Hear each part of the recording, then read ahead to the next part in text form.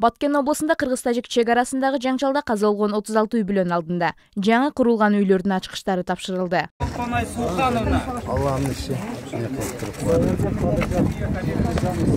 Белгилеп кетсек, курулган шаарга Кыргыз-Тажик чек арасындагы куралдуу жаңжал учурунда аткылоодон улам каза болгон 12 жашар Мадина кызыбыздын атына аталган.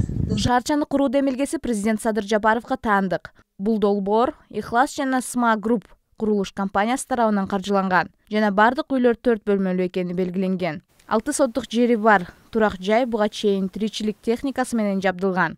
Ар бир бөлмөдө коридордон баштап полдор жылууланып туруп, үстүнөн ламинат басылган. Анан потолок болсо үстү жылууланып, базалит менен жылууланып туруп, 10 сантиметрлик базалит менен гипсокартон менен обшивать этилген тосулган. Эми каргашалуу окуя болуп өттү. Ушул каргашалуу окуяда өзүнүн жакындарын жоготкон үй бүлөлөргө мен өзүмдүн атымдан, коллективимдин атынан терең кайгыруу менен көңүл айтамын. Мындан ары ушул үйлөрдө, салынган жаңы үйлөрдө тынччылык болуп, жалаң гана тойлор, жалаң гана жакшылыктар гана өтсүн.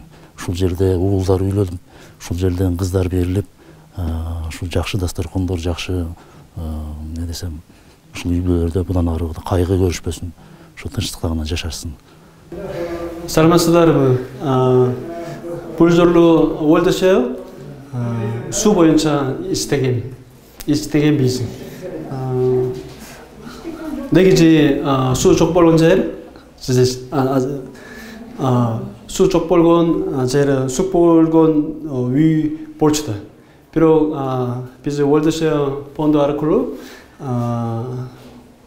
кандай суу алып келгенден кийин мындай суу болот. Анан жакшы суу чыгат. Ошол үчүн абдан көп арыздамын. Жасмина Сайдиманова, Бекбол Бакыт уулу, Салам Медиа, Баткен.